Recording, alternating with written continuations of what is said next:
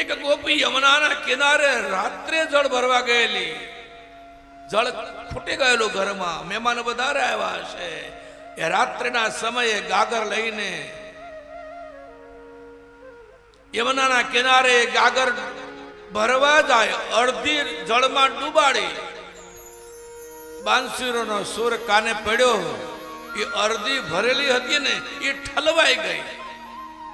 ખાલી ગાગર લઈને ગોપી આમથી તેમ દોડવા લાગી. બાંસુરી હો બાંસુરી, બાંસુરી હો બાંસુરી. જમુનાના જળ જાવો કાના કેમ ભરું રે, જમુનાના જળ જાવો કાના. ખાલી ગાગર લઈને હું તો પાછે ફરું રે, ખાલી ગાગર લઈને હું તો પાછી ફરું રે.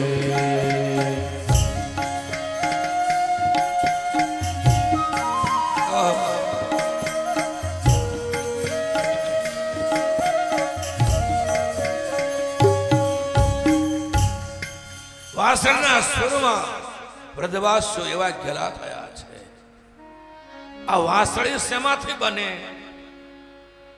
આવો વાસળીની કથા સાંભળીએ. પહેલા તો વાંસની લાકડીમાંથી વાસળી બને એ તો તમને બધાને ખબર છે ને. વાંસનું જે વૃક્ષ હોય એ વાંસમાંથી વાસળી બને. પછી લાકડી શેમાંથી બને? ઈ પણ વાંસમાંથી બને. અને પાછા બંને વાગે. વાગે વાસળી, વાગે લાકડી, વાગ્યામાં ઘણો ફેર. વાગે વાસળી, વાગે લાકડી, વાગ્યામાં ઘણો ફેર. એક વાગે તો આનંદ ઉપજે અને એક વાગે તો કાળો કેર.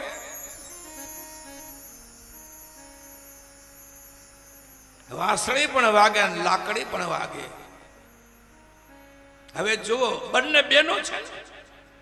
વાંસમાંથી લાકડી પણ બને, એ જ વાંસમાંથી વાસળી પણ બને. એક દિવસ એ લાકડીએ વાસળીને પૂછ્યું, લાકડી કહે સુન બેનડી, આ ભાંડુમાં કાપડા ભેદ. દેખો, એ અમારું સાહિત્ય. લાકડી કહે સુન બેનડી, આ ભાંડુમાં કાપડા ભેદ. કૃષ્ણએ તને અધર ધરી અને તને તારા કામણે થઈ ગયો કે. આ આપણે બંને સગી બહેનો છીએ. તને વગાડનારો હાથમાં લે એટલે દૂર દૂર જતા લોકો ટોળે વળી જાય, અને મને કોઈ હાથમાં લે એટલે બધા જમા જાય એ ભાગી જાય. તો આપણે સગી બહેનો છીએ, તો આ ભેદ કેમ થયા? એના જવાબમાં વાસળીએ કીધું, બેન સાંભળ. વાસળી કહે સુન લાકડી, વાસળી કહે સુન લાકડી, ખોટો કરિશ્મા ખેદ. આ અમારા શરીર કપાવી કટકા કર્યા એટલે કૃષ્ણ અમારે કામણે થઈ ગયો કે. અમે અમારા શરીર કપાવી વિંધાવી નાખ્યા, કાંઈ છુપાયું નથી. વાસળના એ 7 સુરો ભગવાનને પરણાવવાના છે એટલે થોડું કથામાં પણ ભાગવું તો પડશે. હમણાં જાન આવી જશે. એ શરદ પૂર્ણિમાની રાત્રિએ કનૈયાએ વાસળીનો સુર આવ્યો, ગોપીઓ આવી છે. કનૈયાએ પહેલા તો એનું સ્વાગત કર્યું. તમામ ગોપીઓ કૃષ્ણને કહેવા લાગી, માધવ, એક બાજુ વાસળીનો સુર રેલાવીને અમને બોલાવે છે, અને હવે કહે છે કે શું કામ બોલાવી? અમે સહજ રીતે અહીં પહોંચી ગયા, અમને ખબર નથી. અમારું શરીર ક્યાં છે ખબર નથી. અમે મન ચેતન સમર્પિત થઈ ચૂક્યા છીએ. ગોપી ભાવ છે, કૃષ્ણ ભાવ છે.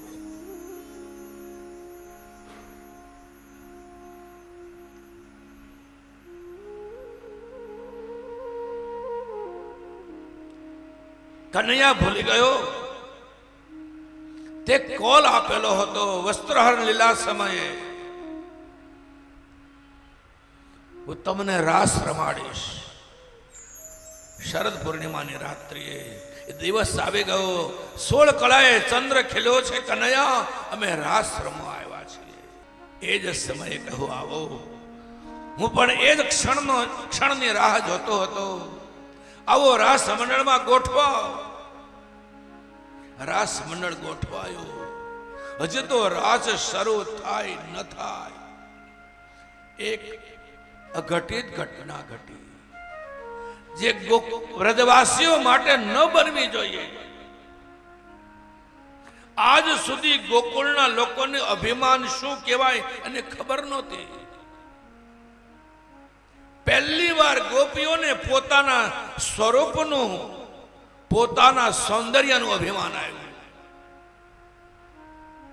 હજી તો રાજ શરૂ પણ નથી થયો, ગોપીઓના હૃદયમાં ભાવ થયો.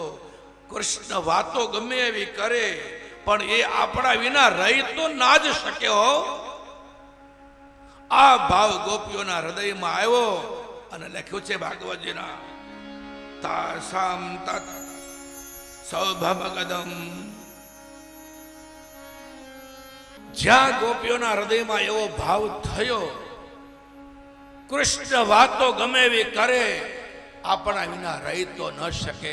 એ જ સમયે તત્રે વાંતર ધીયત, રાસ મંડળમાંથી કૃષ્ણ અંતર ધ્યાન થયા.